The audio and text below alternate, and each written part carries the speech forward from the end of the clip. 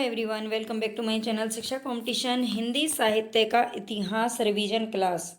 हम यहाँ पर 50 क्वेश्चन देखने वाले हैं जो कि हिंदी साहित्य के जो इतिहास ग्रंथ हैं उस टॉपिक से हमारे जो सारे क्वेश्चन हैं वो यहाँ पर रहने वाले हैं। बहुत ही अच्छी क्लास है किसी भी एग्ज़ाम के लिए, टीजीटी पीजीटी या कहीं भी कोई भी आप एग्ज़ाम हिंदी का दे रहे हो जिसमें लिटरेचर आता है उसके लिए रामबाण क्लास है। तो सारे क्लासेस को सबसे पहले आप क्वेश्चन को एक बार सही से अपना लगा लीजिए, कौन सा सही है उसके बाद में आप पॉज करके अपना क्वेश्चन लगा लीजिएगा। ठीक है, चलेंगे हम अपने फर्स्ट क्वेश्चन की तरफ। पहले आप पूरी वीडियो देख लेना, बाद में अगर आपको पसंद आए तो लाइक ज़रूर कर देना, चैनल को सब्सक्राइब कर लेना, क्योंकि हिंदी साहित्य की बहुत ही अच्छी तैयारी आपकी यहाँ से हो जाएगी किसी भी एग्ज़ाम के लिए। फर्स्ट क्वेश्चन है हमारे यहाँ पर, हिंदी शब्दानुशासन के लेखक कौन है? हिंदी शब्दानुशासन के लेखक कौन है? हेमचंद्र, कामता प्रसाद गुरु, धीरेन्द्र वर्मा या किशोरी दास वाजपेयी। अगर आपको इनके आंसर पता है तो आप पहले अपना आंसर लगा लीजिएगा, है ना, गैस कर लीजिएगा आपके मन में कि कौन सा इसका सही आंसर है। तो यहाँ पर हमारा राइट ऑप्शन हो जाएगा किशोरी दास वाजपेयी। ठीक है, हिंदी शब्दानुशासन के लेखक कौन है? किशोरी दास वाजपेयी हैं। और जबकि हिंदी व्याकरण की अगर बात करें तो ये कामता प्रसाद गुरु का ग्रंथ है। हिंदी का प्रथम व्याकरण लिखने वाले विद्वान कौन है? हिंदी का प्रथम व्याकरण किसने लिखा है? तो इसका राइट ऑप्शन हो जाएगा ए, जेसुआ केटलर। ठीक है, जेसुआ केटलर ने हिंदी का पहला जो व्याकरण लिखा था, हिंदी व्याकरण, वो लिखा था हिंदुस्तानी ग्रामर के नाम से। ठीक है, हिंदुस्तानी, ज़्यादा नहीं लेकिन जहाँ पर थोड़ा बहुत व्याख्या की जरूरत होगी वो हमें जरूर करनी है। 1698 ईस्वी में ये ग्रंथ है जो इन्होंने लिखा था। आगे चलेंगे, ए हिस्ट्री ऑफ हिंदी लिटरेचर, इसके लेखक कौन है? ए हिस्ट्री ऑफ हिंदी लिटरेचर के लेखक कौन है? फ्रैंक ई के, मैकमूलर, ग्रियर्सन या शुक्ल जी। तो यहाँ पर हमारा राइट ऑप्शन हो जाएगा फ्रैंक ई के। ठीक है, फ्रैंक ई के, जिन्होंने क्या लिखा था? A history history of Hindi literature. Acharya Ramchandra Shukla ने द्वितीय उत्थान का समय कब से कब तक तय किया है? तो द्वितीय उत्थान का समय इनसे आपसे पूछा गया है। द्वितीय उत्थान, इन्होंने 3 उत्थान माने थे आधुनिक काल के। प्रथम उत्थान कौन सा था? भारतेंदु काल। द्वितीय उत्थान द्विवेदी युग। और जो तृतीय उत्थान था वो था मतलब छायावाद का युग। ठीक है, और इन्होंने प्रथम उत्थान का जो समय है वो कब से कब तक माना है? तो 1893 से 1918 ईस्वी माना है। ठीक है, 1893 से 1918 ईस्वी। अगर संवत की बात करें तो संवत में, वैसे उन्होंने संवत में ही लिखा था, यहाँ पर ईस्वी दे रखा है। आचार्य रामचंद्र शुक्ल ने द्वितीय उत्थान कब कब से कब तक तय किया है? यहाँ पर द्वितीय उत्थान का पूछ रहा है, तो 1893 से 1918 ईस्वी। ठीक है, इसको याद रख लेना। यहाँ पर आगे आप देख सकते हो तीनों जो उत्थान इन्होंने माने हैं। प्रथम उत्थान का समय है 1868 से 1893 ईस्वी, और द्वितीय उत्थान का समय है 1893 से 1918 ईस्वी। तृतीय उत्थान यानी कि छायावाद का जो भी युग माना है वो माना है 1975 से अब तक, यानी कि 1918 ईस्वी से अब तक। 3 उत्थान इन्होंने आधुनिक काल के माने हैं। आगे चलेंगे, यद्यपि मैं खुद उर्दू का बहुत बड़ा पक्षपाती हूँ, लेकिन मेरे विचार में हिंदी को विभाषा या बोली कहना उचित नहीं है। ये किसका कथन है? यद्यपि मैं खुद उर्दू का, इनमें से कौन था जो पक्षपाती था, मतलब उर्दू के फेवर में कौन रहता था? तो ये है गारसा दत्त तासी जी। ठीक है, गारसा दत्त तासी जो कि एक मतलब फ्रांस के निवासी थे, फ्रांसीसी विद्वान थे, और इन्होंने हमारे हिंदी का सबसे पहला ग्रंथ लिखा था हिंदी साहित्य का इतिहास, और वो लिखा था फ्रेंच भाषा में। ठीक है, आपको ये भी याद रखना है, ये फ्रेंच भाषा में उन्होंने लिखा था। आगे चलेंगे, आगे हमें और भी बहुत सारी चीज़ें जो मिल जाएंगी। पुरानी हिंदी ग्रंथ के लेखक कौन है? पुरानी हिंदी ग्रंथ के लेखक कौन है? तो ये हमारा राइट ऑप्शन हो जाएगा चंद्रधर शर्मा गुलेरी। ठीक है, चंद्रधर शर्मा गुलेरी ने पुरानी हिंदी नाम से एक ग्रंथ लिखा था। आगे चलेंगे, हिंदी साहित्य का दूसरा इतिहास ग्रंथ के लेखक कौन है? इनके जो एक एक कीवर्ड होते हैं उसको आप पकड़ लीजिए, क्योंकि आधा इतिहास, है ना, और नया इतिहास, दूसरा इतिहास, अधूरा इतिहास, बहुत सारे इस तरह से आपको सिर्फ एक एक अक्षर में आपको अंतर मिलेगा। ठीक है, एक एक वर्ड में, तो इसका जरूर याद रख लेना। दूसरा इतिहास किसने लिखा है? नामवर सिंह, दूधनाथ सिंह, सुमन राजे या फिर बच्चन सिंह। तो यहाँ पर हमारा राइट ऑप्शन हो जाएगा बच्चन सिंह। ठीक है, बच्चन सिंह ने क्या लिखा है? बच्चन सिंह ने दूसरा इतिहास लिखा है, ठीक है। हिंदी साहित्य का दूसरा इतिहास लिखा है बच्चन सिंह ने। और सुमन राजे की अगर बात करें तो इन्होंने लिखा था आधा इतिहास, हिंदी साहित्य का आधा इतिहास। आधा इतिहास ही लिख पाई है ना, बहुत सारा काम था घर का भी, ये लेडी है। और बच्चन सिंह ने लिखा था दूसरा इतिहास। आगे चलेंगे। डॉक्टर किशोरीलाल गुप्त ने इनमें से किस ग्रंथ का हिंदी अनुवाद हिंदी साहित्य का प्रथम इतिहास शीर्षक से किया है? डॉक्टर किशोरीलाल गुप्त ने, यहाँ पर चार इतिहास के नाम दे रखे हैं। इस्तवार द ला लिटरेच्यूर एंदोई ए हिंदुस्तानी, ये गारसा द तासी का ग्रंथ है। गारसा द तासी का ग्रंथ है। The modern vernacular literature of Hindustan, ये किसका है? तो ये ग्रियर्सन का ग्रंथ है। ये किसका है? ये ग्रियर्सन का है। अब हमारे लिए ये दोनों ही इंपॉर्टेंट है। वो कैसे? क्योंकि इस्तवार द ला लिटरेचर ये फ्रेंच भाषा में लिखा गया था और द मॉडर्न वर्नाक्यूलर ये इंग्लिश में लिखा गया था। हालांकि ये हैं किसके? हिंदी भाषा के हैं, है ना। अब इन दोनों को हिंदी में जो कन्वर्ट किया था, मतलब अनुवादित किया था, वो किसने किया था? हमें ये चीज़ भी बहुत अच्छे से याद रखनी है, क्योंकि आजकल का जो पैटर्न है ना वो इतना बदल चुका है कि सीधे सीधे क्वेश्चन नहीं पूछे जाते, उनके पीछे के बैकग्राउंड वाले जो क्वेश्चन होते हैं ना उनको पूछता है हमेशा। तो हिंदी अनुवाद अगर हम इसकी बात करें, द किसका पूछा है, मतलब किसने किया है? किशोरी लाल गुप्त जी ने किसका किया है? तो किशोरी लाल गुप्त जी की अगर बात करें तो इन्होंने किया है द इस्तवार इस्तवार द ला लिटरेच्यूर एंदोई ए हिंदुस्तानी, जो गारसदा तासी का ग्रंथ था। और इन्होंने किया था 1857 ईस्वी में, ठीक है।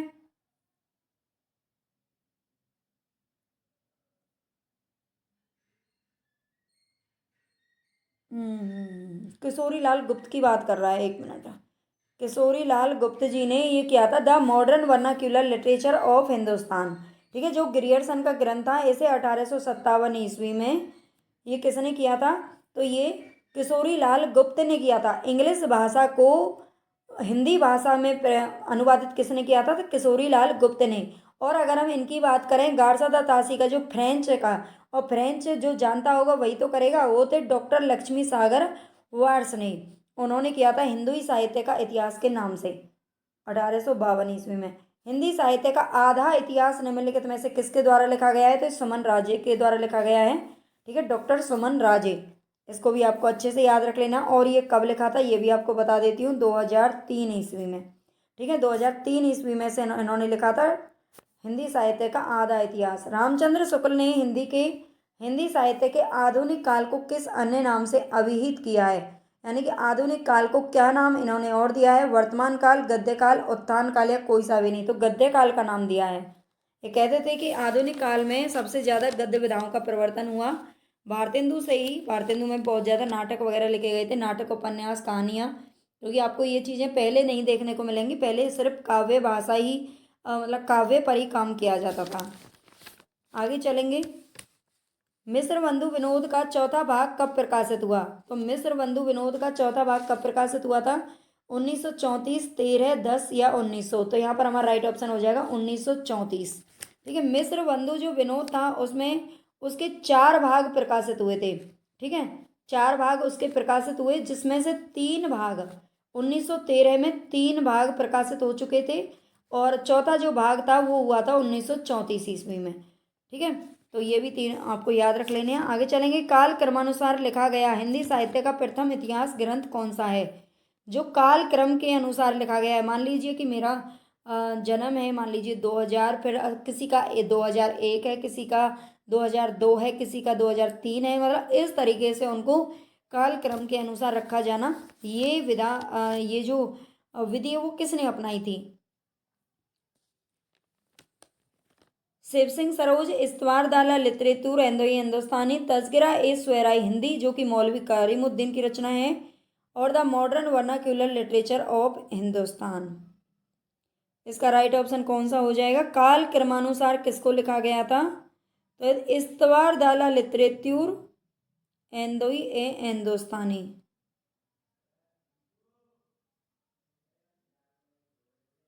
ठीक है। बी को लिखा गया था, काल क्रमानुसार इनको रखा गया था। हालांकि मुझे कुछ ऐसा लग रहा है कुछ नहीं, लेकिन कुछ नहीं है, चलो आगे चलते हैं। हिंदी साहित्य का वैज्ञानिक इतिहास के लेखक कौन है? हिंदी साहित्य का वैज्ञानिक इतिहास किसने लिखा है? तो ये लिखा है डॉक्टर गणपति चंद्र गुप्त ने। ठीक है, डॉक्टर गणपति चंद्र गुप्त ने लिखा है और ये 2 भागों में लिखा था। 2 भाग थे इसके। 1965 ईस्वी में ये प्रकाशित हुआ था। ठीक है, 2 भागों में प्रकाशित हुआ 1965 ईस्वी में। ये भी आपको याद रखना है। आगे चलेंगे। हिंदी साहित्य का पहला इतिहास किसके द्वारा लिखा गया था? पहला इतिहास, तो पहला इतिहास फ्रेंच भाषा में लिखा गया था गारसदा तासी के द्वारा। अधिकांश साहित्य इतिहास का कवि है। अधिकांश साहित्य इतिहास का कवि कौन है? कबीर, सूरदास, अरेपाद या विद्यापति? तो ये हैं, एक मिनट, इसमें कुछ कंफ्यूजन है। अधिकांश साहित्य इतिहासकारों के अनुसार, ठीक है, इतिहासकारों के अनुसार पहला कवि पूछ रहा है, प्रथम कवि कौन है? हिंदी के प्रथम कवि तो ये हैं सरहपाद। ठीक है, सरहपाद यानी कि जो सिद्ध साहित्य के प्रथम कवि भी माने जाते हैं और हिंदी के भी। हिंदी साहित्य के इतिहास लेखन की परंपरा का सूत्रपात किसने किया था? तो ये गारसदा तासी ने किया था। ये भी आपको याद रखना है। हिंदी साहित्य के इतिहास ग्रंथ, हिंदी साहित्य विमर्श के लेखक कौन है? हिंदी साहित्य विमर्श के लेखक कौन है? वियोगी हरि, सूर्यकांत शास्त्री, डॉक्टर हजारी प्रसाद द्विवेदी, पद्मलाल पुन्नालाल बख्शी। तो यहाँ पर हमारा राइट ऑप्शन हो जाएगा पद्मलाल पुन्नालाल बख्शी। इन्होंने हिंदी साहित्य विमर्श के नाम से क्या लिखा था? इतिहास ग्रंथ लिखा था। आगे चलेंगे। हिंदी नवरत्न के लेखक कौन है? तो ये है मिश्र बंधु। ठीक है, हिंदी नवरत्न नाम से किसने रचना की थी? तो ये मिश्र बंधुओं ने की थी। आगे चलेंगे। मिश्र बंधु यानी कि इसमें 3 बंधु है ना, 3 लोगों के नाम इसमें शामिल हैं। अब वो 3 लोग कौन कौन से हैं ये आपको बताना है। 3 नाम कौन कौन से हैं मिश्र बंधु विनोद के अंतर्गत जो आते हैं, तो आपको याद रख लेना है। कौन से हैं इसमें से? श्याम बिहारी, सुखदेव बिहारी और राम बिहारी। इसमें एक तो आते हैं गणेश बिहारी, जो कि तीनों में दे रखा है। ठीक है, गणेश बिहारी जरूर आएंगे। इसके अलावा श्याम बिहारी, जो कि दोनों में दे रखे हैं, है ना। और इसके अलावा कौन है? सुखदेव बिहारी। ठीक है, सुखदेव बिहारी मिश्र। तो गणेश, श्याम और सुखदेव, गणेश, श्याम, सुखदेव, ये तीनों आपको नाम याद रख लेने हैं। ये भी खूब पूछा जाता है क्वेश्चन। हिंदी साहित्य का इतिहास के आधुनिक गद्य साहित्य परंपरा का प्रवर्तन के अंतर्गत प्रथम उत्थान की कालावधि निर्धारित की गई है। यहाँ पर विक्रम संवत दे रखा है। अभी हमने पीछे जो देखा था वो था ईस्वी में। ठीक है, अगर ईस्वी में 57 प्लस कर दो तो विक्रम ही आ जाएगा। और विक्रम में मतलब जो विक्रम संवत होता है उसमें से आप 57 क्या कर दो, घटा दो। ठीक है, घटा दो तो क्या आ जाएगा? ईस्वी निकल के आ जाएगा। 1900 से 1950 विक्रमी, 1925 से 50, 25 से 75 या 1900 से 1925 विक्रमी तक। यहाँ पर आपके विक्रमी पूछा है। अगर आप वैसे अभी पीछे हम पढ़ के आए हैं तो उसके हिसाब से भी आप चाहें तो लगा सकते हो। 1868 से 1893 की इसकी अवधि मानी है। अगर हम बात करें ईस्वी में, 1893 ईस्वी। ठीक है, अब इसमें आप लगा सकते हो 1868 में, यानी कि संवत 1925 से 1950 ईस्वी तक। सही आरोही क्रम चुनना है, सही आरोही क्रम चुनना है इनमें से। प्रयोगवाद, जयावाद नहीं है, छायावाद है। नई कविता या प्रगतिवाद, तो इनमें से पहले कौन था? तो बिल्कुल इसका सी ऑप्शन सही हो जाएगा। पहले छायावाद, फिर प्रगतिवाद, प्रयोगवाद और फिर आया था नई कविता का दौर। साहित्य का इतिहास दर्शन किसके द्वारा लिखा गया है? साहित्य का इतिहास दर्शन, साहित्य के इतिहास का दर्शन कौन करेगा? जिसके क्या होंगे? लोचन यानी कि आंखें। ठीक है, यह है नलिन विलोचन शर्मा। नलिन विलोचन शर्मा उन्होंने लिखा था साहित्य का इतिहास दर्शन।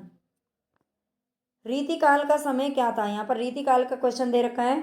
1050 से 1375, 1700 से 1900 या फिर 1375 से 1700। तो यहाँ पर ये जो समय है ना बहुत ही इंपॉर्टेंट है। 1050 से 1375 ये आदिकाल का समय है, जो कि किसके द्वारा माने गए हैं? शुक्ल जी के द्वारा माने हैं। और 1375 से 1700 तक ये माना गया था भक्ति काल का समय, और ये माना गया है रीतिकाल का समय। 1300 से 1900 विक्रमी संवत ये कब माना गया है? रीतिकाल का समय माना जाता है इस दौर में। हिंदी के प्रारंभिक काल को वीर गाथा काल का नाम किसने दिया था? तो ये आचार्य रामचंद्र शुक्ल जी ने दिया था। ठीक है, आचार्य रामचंद्र शुक्ल जी ने प्रारंभिक काल को वीर गाथा काल नाम दिया है। पृथ्वीराज रासो के रचयिता का नाम बताना है आपको, चंद बरदाई। ठीक है, पृथ्वीराज रासो किसने लिखी थी? तो पृथ्वीराज रासो लिखी थी चंद बरदाई ने। और ये भी आपको याद रख लेना है, ये प्रथम महाकाव्य माना है। हालांकि इसको अप्रमाणिक मानते हैं शुक्ल जी, लेकिन उन्होंने फिर भी इसको प्रथम महाकाव्य का दर्जा दिया है और चंद बरदाई को प्रथम महाकवि का। आदिकाल को प्रारंभिक काल नाम किसने दिया है? डॉक्टर ग्रियर्सन, मिश्र बंधु, महावीर प्रसाद द्विवेदी या हजारी प्रसाद द्विवेदी। आदिकाल को प्रारंभिक काल नाम किसने दिया है? प्रारंभिक काल नाम दिया है तो ये दिया है मिश्र बंधुओं ने। ठीक है, मिश्र बंधुओं ने आदिकाल को प्रारंभिक काल नाम दिया है। आदिकाल को सारे काल हम एक बार देखेंगे। आदिकाल को बीज वपन काल नाम किसने दिया है? विश्वनाथ प्रसाद मिश्र, शुक्ल जी या आचार्य महावीर प्रसाद द्विवेदी। आचार्य महावीर प्रसाद द्विवेदी जो कि द्विवेदी युग के कवि थे, इन्हीं के नाम पर द्विवेदी युग का नामकरण किया गया था। ठीक है, इन्हीं के युग द्विवेदी युग जो नाम पड़ा है वो महावीर प्रसाद द्विवेदी के नाम पर ही पड़ा है। और इन्होंने आदिकाल को बीज वपन काल का है। बीज वपन का मतलब है बीज बोने का काल। रीतिकाल को अलंकृत काल नाम किसने दिया? रमा शंकर शुक्ल रसाल, विश्वनाथ मिश्र बंधु या फिर रामचंद्र शुक्ल। रीतिकाल की बात कर रहे हैं तो रीतिकाल को अलंकृत काल नाम दिया है विश्वनाथ प्रसाद मिश्र जी ने। आपको क्लास अगर अच्छी लग रही है, क्वेश्चन अच्छे लग रहे हैं तो प्लीज़ लाइक ज़रूर कर देना, चैनल को सब्सक्राइब कर लेना अगर नए हो तो, और शेयर ज़रूर कर देना अपने ज़्यादा से ज़्यादा दोस्तों के साथ में। आप शेयर करिए ताकि बहुत ही अच्छा कंटेंट मैं आपके लिए तैयार कर सकूं।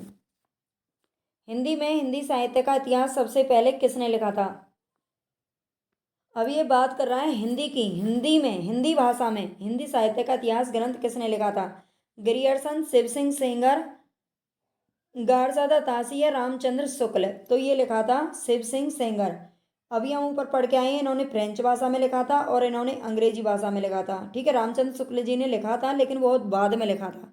सबसे पहले लिखा था शिव सिंह सेंगर ने, शिव सिंह सरोज के नाम से 1883 ईस्वी में। हिंदी साहित्य के इतिहास लेखकों का काल क्रमानुसार सही क्रम बताना है। हजारी प्रसाद द्विवेदी, मिश्र बंधु, रामचंद्र शुक्ल या राम कुमार वर्मा। तो यहाँ पर हमारा राइट ऑप्शन कौन सा हो जाएगा ये बताना है। तो सबसे पहले तो देखो मिश्र बंधु आएंगे, क्योंकि मिश्र बंधु बहुत पुराने टाइम में थे। इनका जीवन काल भी नहीं पता है, अलग अलग काल था इनका, है ना, मिश्र बंधु। और रामचंद्र शुक्ल का अगर हम जन्म की बात करें रामचंद्र शुक्ल की, तो 1884 ईस्वी में हुआ था। राम कुमार वर्मा पैदा हुए थे 1905 ईस्वी। और हजारी प्रसाद द्विवेदी पैदा हुए थे 1907 ईस्वी। ठीक है, तो ये इनका जीवन काल है, जन्म काल है। मिश्र बंधु सबसे पहले इनमें आएंगे। पुरानी हिंदी नामकरण किसने किया है? हजारी प्रसाद द्विवेदी, शुक्ल, इंसाल्लाह खान या चंद्रधर शर्मा गुलेरी ने किया है पुरानी हिंदी का नामकरण। हिंदी साहित्य के आरंभिक काल को सिद्ध सामंत काल किसने कहा है? हिंदी साहित्य का आरंभिक काल यानी कि आदि काल, वो इनके नामकरण खूब पूछे जाते हैं। आरंभिक काल को सिद्ध यानी कि भारतेंदु युग की बात कर रहा है, उसको सिद्ध सामंत काल किसने कहा है? आदिकाल को राम कुमार वर्मा, राहुल सांकृत्यायन, गणपति चंद्रगुप्त या फिर मिश्र बंधु। तो यहाँ पर हमारा राइट ऑप्शन हो जाएगा राहुल सांकृत्यायन। ठीक है, जो राहुल सांकृत्यायन है उन्होंने सिद्ध सामंत काल के नाम से पुकारा है आदिकाल को। आरंभिक काल किसे कहा जाता है? तो ये भी आरंभिक काल मिश्र बंधुओं ने कहा था। किसको?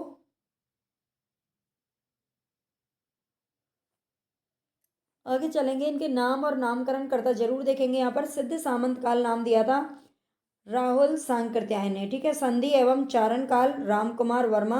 आरंभिक या उन्मेष काल दिया था मिश्र बंधुओं ने।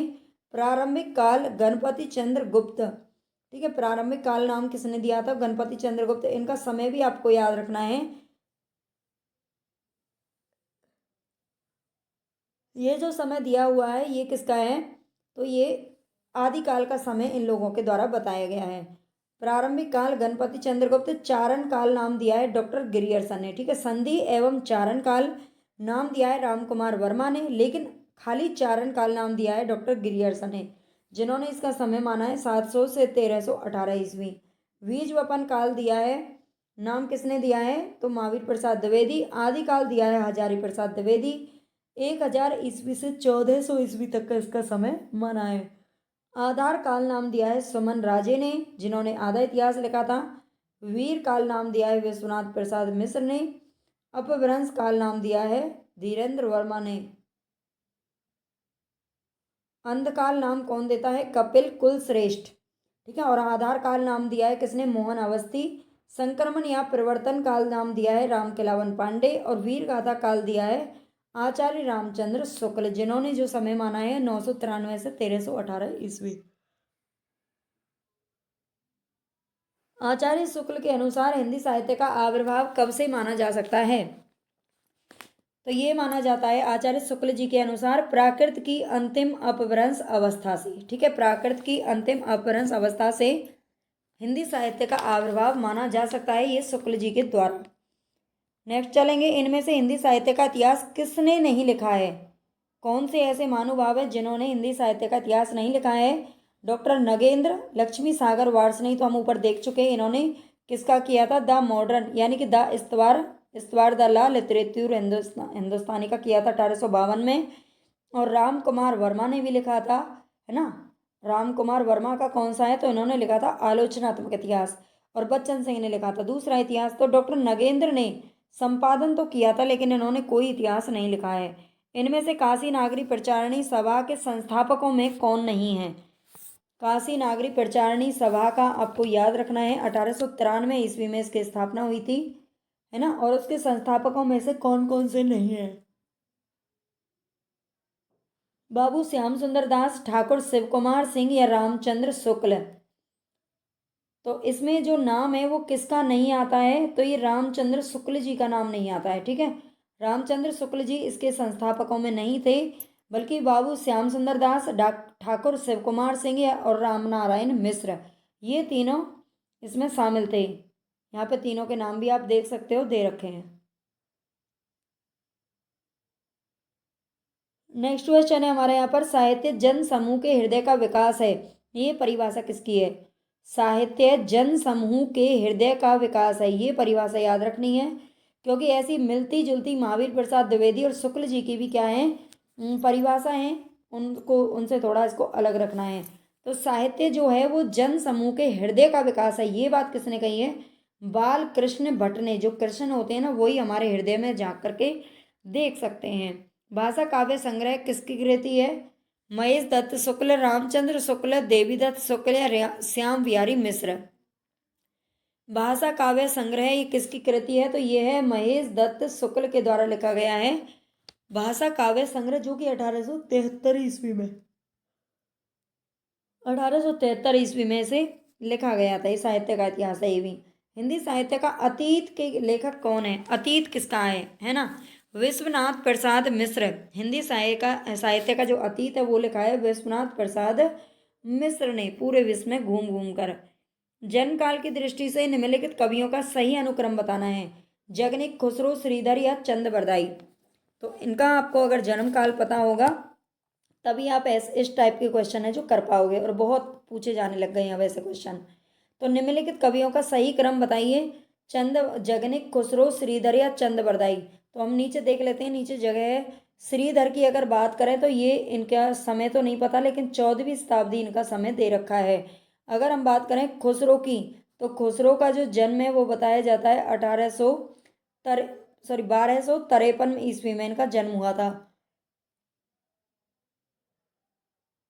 और चंद बरदाई की बात करें तो 1168 में इनका जन्म हुआ था और 1192 में इनकी मृत्यु हो गई थी। जगनिक जगनिक का 1173 ईस्वी में जन्म हुआ था। ठीक है, तो ये जन्म काल आप लगा लीजिएगा। सबसे पहले 1168 है, यानी कि चंद बरदाई सबसे पहले आएंगे। सी ऑप्शन हमारा राइट हो जाएगा। ठीक है, फिर उसके बाद जगनिक, और फिर खुसरो, और फिर श्रीधर सबसे लास्ट में।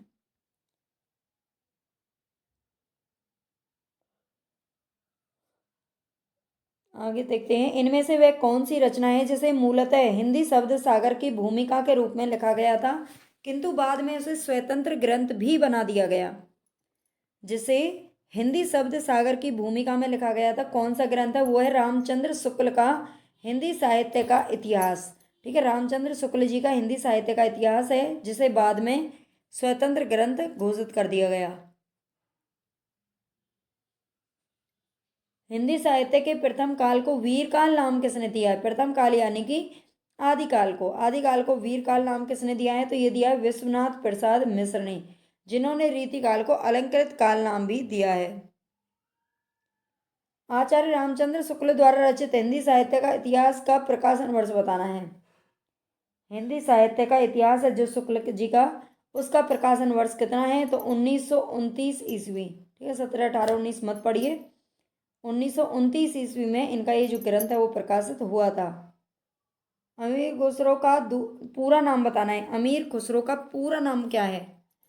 अब्दुल रईस खुसरो, है ना, अब्दुल, तो यहाँ पर हमारा राइट ऑप्शन हो जाएगा अबुल हसन यमीनुद्दीन खुसरो। ठीक है, अबुल हसन यमीनुद्दीन खुसरो अमीर खुसरो का पूरा नाम है, इसको भी याद रखना। हिंदी भाषा का उद्गम और विकास, इसके लेखक कौन है?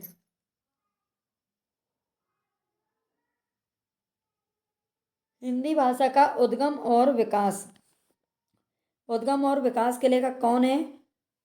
डॉक्टर नगेंद्र शुक्ल या फिर हजारी प्रसाद द्विवेदी। अगर हम बात करें हिंदी साहित्य का उद्गम, हिंदी साहित्य की भूमिका, ये दो ग्रंथ हैं हजारी प्रसाद द्विवेदी का। यहाँ पर कह रहा है हिंदी भाषा का उद्गम, यहाँ पर भाषा पूछ रहा है, इस वर्ड को अच्छे से याद रखने हैं।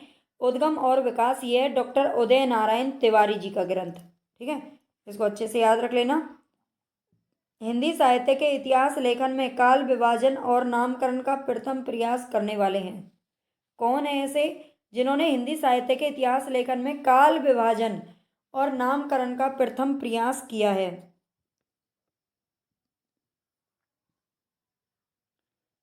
बताइए कौन सा आंसर है जो यहाँ पर हमारा सही हो जाएगा?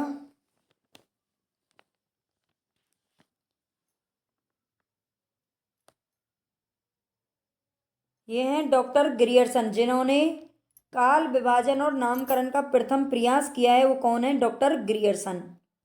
आगे चलेंगे। आचार्य रामचंद्र शुक्ल ने शब्द सागर में लिखित किस शीर्षक लेख को परिवर्तित तथा परिमार्जित कर हिंदी साहित्य का इतिहास लिख दिया? तो इसका आपको पता होना चाहिए, जो हिंदी साहित्य आचार्य शुक्ल जी ने शब्द सागर में लिखित किस शीर्षक, पहले किस शीर्षक से छपा था? तो हिंदी साहित्य का विकास नाम से छपा था, जिसका बाद में नाम बदल करके हिंदी साहित्य का इतिहास कर दिया गया था। पुरानी हिंदी पुस्तक के लेखक कौन है? तो ये हैं चंद्रधर शर्मा गुलेरी। साहित्य के इतिहास के संदर्भ में निम्नलिखित कथन किसका है? साहित्य के इतिहास में बताना है प्रत्येक देश का साहित्य, देखो प्रत्येक देश का साहित्य वहाँ की जनता की चित्तवृत्ति का संचित प्रतिबिंब होता है। तब यह निश्चित है कि जनता की चित्तवृत्ति के परिवर्तन के साथ साथ साहित्य के स्वरूप में भी परिवर्तन होता चला जाता है। तो ये कथन किसका है? शुक्ल जी, राम कुमार वर्मा, आचार्य हजारी प्रसाद द्विवेदी या बच्चन सिंह? ये जो कथन है वो किसका है? तो आचार्य रामचंद्र शुक्ल जी का है। आप उनकी अगर किताब पढ़ेंगे तो वहाँ पर आपको शुरू के पेज में ही मिल जाएगा। आदिकाल में हिंदी गद्य के उद्भव काल में संस्कृत निष्ठ हिंदी का पक्ष किसने लिया था? हिंदी गद्य के उद्भव काल में संस्कृत निष्ठ हिंदी का पक्ष किसने लिया? शिव प्रसाद तारेंद्र, डॉक्टर ईश्वर चंद्र विद्यासागर, गंगा प्रसाद शुक्ल या राजा लक्ष्मण सिंह? तो यहाँ पर हमारा राइट ऑप्शन हो जाएगा राजा लक्ष्मण सिंह। ठीक है, राजा लक्ष्मण सिंह। आगे चलेंगे। सन 1800 ईस्वी में फोर्ट विलियम कॉलेज की स्थापना किसने की थी? ये पूछ रहा है कि स्थापना किसने की थी। तो भाई वो ही तो करेगा जो उस टाइम का गवर्नर होगा, और वो है वेलेजली। ठीक है, वेलेजली ने इसकी स्थापना की थी। और जो जॉन गिलक्रास्ट थे वो थे इसके प्राचार्य यानी कि प्रिंसिपल थे प्रथम। ठीक है, लल्लू लाल और सदल मिश्र, ये दोनों के दोनों ही उसके आंसर थे। तो बस आज हमारे 50 क्वेश्चन कंप्लीट हो गए, और अब हम आगे की क्लास की तैयारी करेंगे। आप भी अच्छे से इस क्लास से जुड़िए, डेली देखिए, पूरी क्लासेस देखा करो, है ना, ताकि आपको पूरा फ़ायदा मिले और मुझे भी उसका फ़ायदा मिले। और अच्छे से अपनी तैयारी को आप इस तरह से कर सकते हो। सब्सक्राइब लाइक मत करना भूलना।